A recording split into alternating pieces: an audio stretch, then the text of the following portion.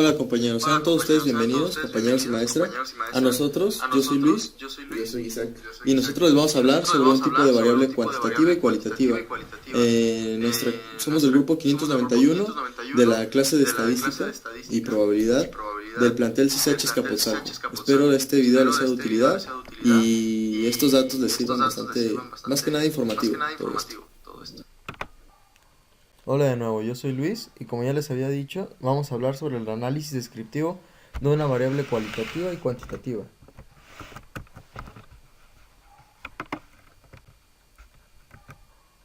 Comenzaremos con la variable cualitativa. Bien, para la variable cualitativa escogimos el tema de la importancia de la sociedad sobre la devaluación del peso.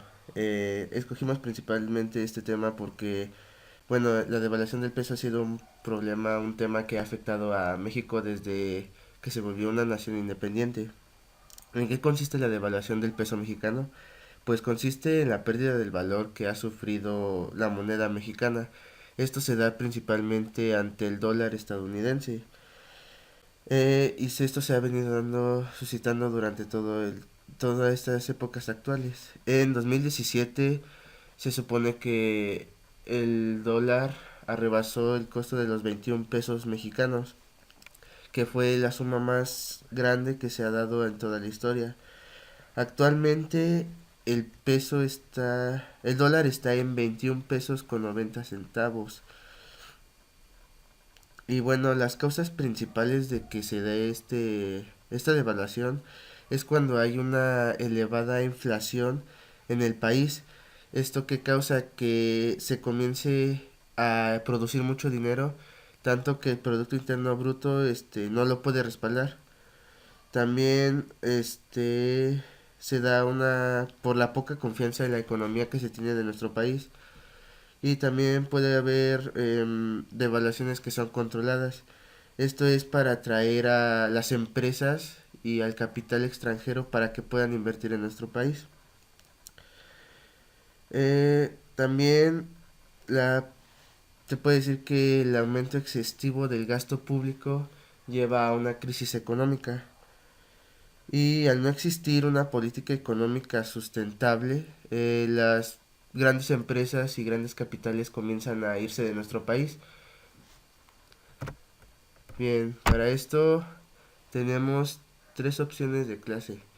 Sería sí, no, muy poco. Nuestro tipo de variable es la cualitativa y la escala de variable es ordinal. Nos basamos en 30 datos. El conteo quedó de la siguiente manera.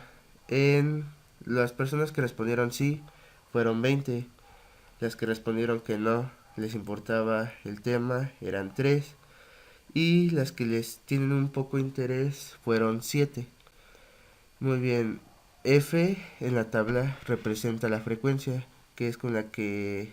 Sí, el número de veces que las personas respondieron esa opción. La frecuencia relativa nos dio... Debe dar como resultado... La suma de esos tres debe de dar 1. La frecuencia acumulada es ir sumando las frecuencias, o sea, como aquí tenemos el ejemplo de 20, se le suma 3, nos da 23, y después se le suma 7. El último resultado debe ser el número de datos en el que nos basamos. Posteriormente sigue la frecuencia, ahora representada en porcentaje. Esto es usar un poco más la lógica. Obviamente si tenemos un mayor valor en la frecuencia de una respuesta, obviamente el porcentaje será mayor. Ahora tenemos lo mismo en la frecuencia acumulada y al último sacamos lo que son los ángulos.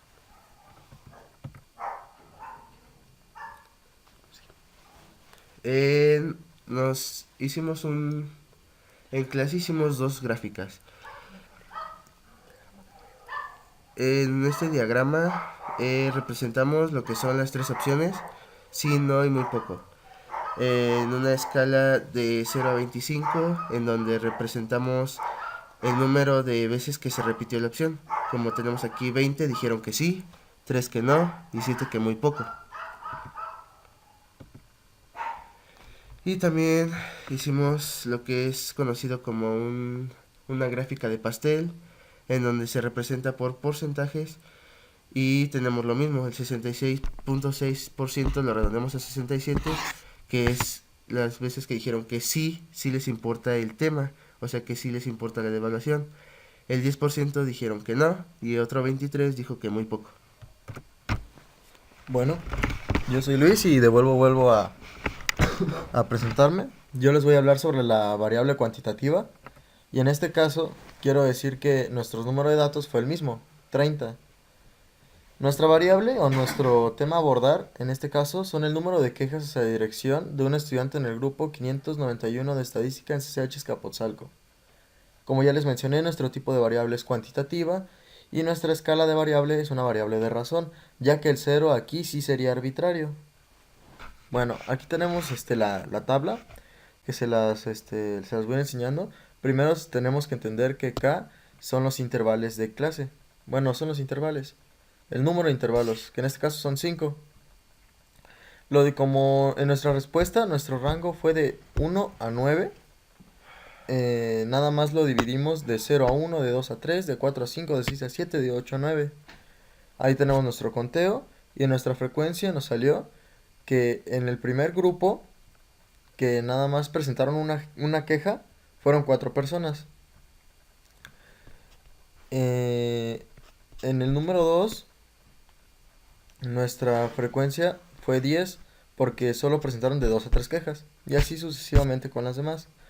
Nuestra frecuencia relativa se sigue la misma pauta que con la anterior variable. Tiene que darnos de resultado 1. Luego tenemos la frecuencia acumulada, que es la suma de todas las frecuencias, sumando la frecuencia anterior, iniciando por el 4. Luego la frecuencia porcentual nos tiene que dar la suma total un 100%.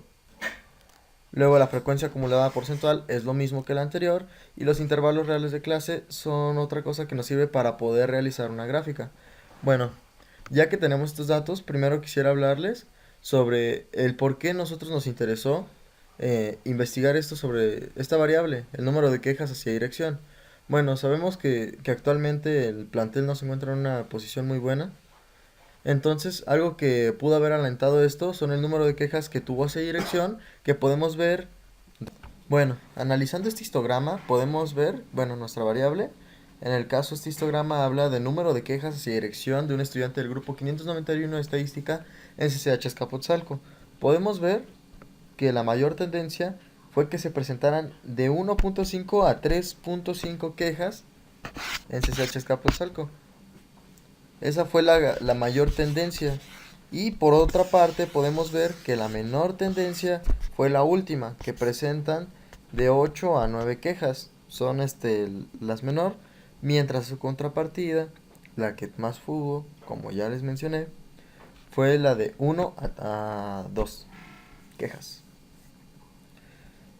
Luego acá tenemos un polígono de frecuencias sobre número de quejas, igual, mismo tema, hacia dirección. Aquí podemos ver que el pico más alto de todo el polígono de frecuencias fue en donde está el 3. ¿Ven? Es lo que yo les decía. Aquí, por donde está el 3, es donde se encuentra el pico máximo del número de quejas que tiene el grupo 591. Por lo cual nosotros deducimos que es lo que la mayoría votó. Esa podría ser considerada la moda, ¿no? Tiene alrededor de 3 quejas hacia dirección. ¿Esto qué quiere decir? Que no está completamente conforme. A diferencia de lo que yo pensaba de que la tendencia iba a ser a que nadie tuviera alguna queja, podemos ver que realmente hay bastantes quejas hacia dirección. Y esto cada vez ha ido aumentando, porque como analizamos en la gráfica, tampoco son tantas las quejas que tienen, pero sí son las suficientes como para poder deducir nosotros de que no se están haciendo caso a nuestras quejas. Realmente me gustaría señalar que es muy importante que los estudiantes presenten estas quejas, ya que si no fuera así, el plantel todavía pudiera estar en una peor posición, porque si nadie se queja, ausencia de una queja se sobreentiende que todo está bien, ¿no? Entonces, yo los invito a que si tienen alguna queja, que la hagan saber y así pueda haber una respuesta y mejorar esto. Bueno, en conclusión, yo quiero decir que las variables cuantitativas y cualitativas son dos variables que van de la mano, pero que nos ayudan siempre a poder realizar este tipo de polígonos. Estos tipos de polígonos o tipos de diagramas que muy comúnmente nos enseñan en la televisión o en revistas, y que sin ellos no podríamos entender la información tan fácil. Para construir todo esto tenemos que sacar primero nuestra tabla. Así que realmente considero que es importante que aprendamos a utilizar bien estas tablas. Eso sería todo, me despido y muchas gracias por su atención.